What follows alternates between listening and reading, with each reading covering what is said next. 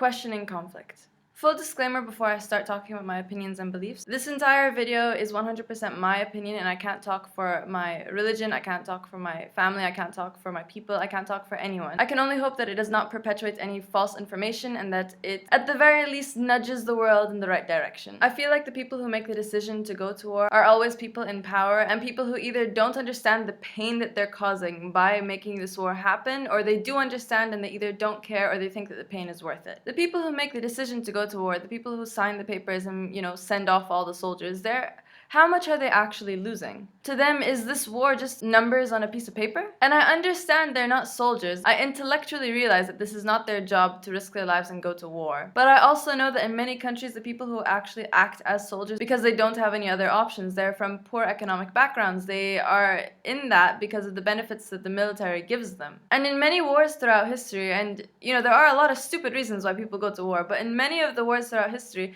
the soldiers themselves don't understand what they're fighting for. And a lot of the time, the reasons their leaders give them to go to war are, let's fight for freedom, or let's save our culture. These abstract concepts that are costing real human lives. And it's also really arrogant to say that you think that your culture is more important than someone else's, because when you are fighting against someone else, you are killing off the people that are making up the culture. I would rather a nation goes to war because their people are starving and they need food, instead of I'm fighting and killing other people because of this idea that might not even be so important in 10-15 years. Here's a fun question. What is a nation? Everyone knows that Bahrain didn't always include just these 33 islands, minus the man-made ones, but Bahrain didn't always include just these 33 islands and the people that lived on them. Bahrain included a whole lot more. And we can't deny the fact that a lot of our nations right now, today in the world, are only drawn out the way that they're drawn out because of post-colonialism, or the way that these random other people that have nothing to do with our countries have decided to assign land to certain people. And because our nations are always evolving, with immigration, with emigration, with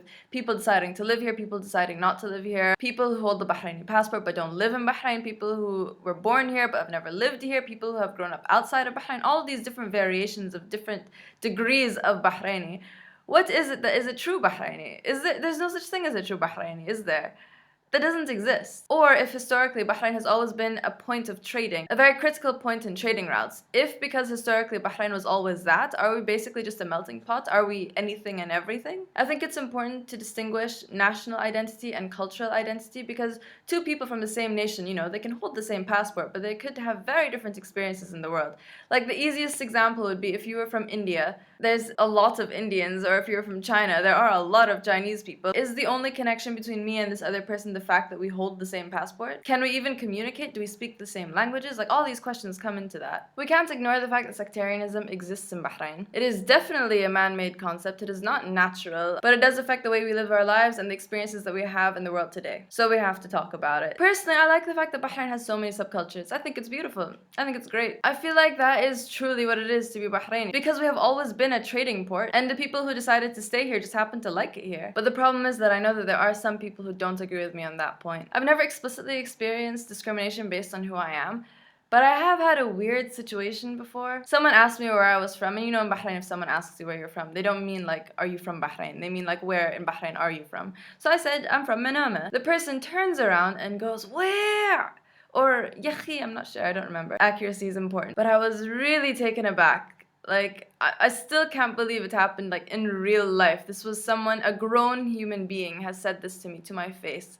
And what surprises me is the complete disregard for my feelings, the complete, oh, this person doesn't even matter, let's just tell her that where she's from is disgusting. And it was to my face, and it was in front of a lot of people. And if this was a child, I could say, oh, they don't know any better, they're still learning, maybe they have racist parents, even though technically we're all from the same race. They're gonna grow up, that type of thing. But this was a grown-up. This was someone who does know better. That just made me wonder, like, do they actually know better? Are people just really ignorant? And I remind myself that this is the rarity. This is not the majority of people who are not like me. The loudest people stick out, the loudest people who make the most noise, those are the ones that you remember. But I also know that people don't exist in a vacuum. This person is a result of the culture that they grew up around. This is what they have absorbed, and this is what they're reflecting out into the world. And we can't forget that people like this, they are a result of what they see and what they hear and what they believe. The media tries to tell us that our problems in the Middle East are Sunni versus Shia, but I can't believe that. Think about all the people that you know in your life, and think about how religious they actually are.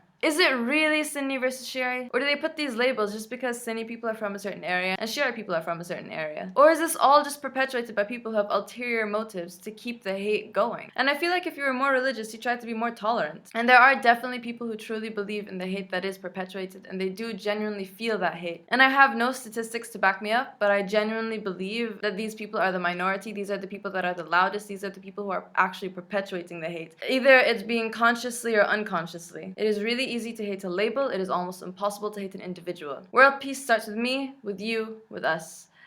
Question conflict, question everything. Peace out. Bye.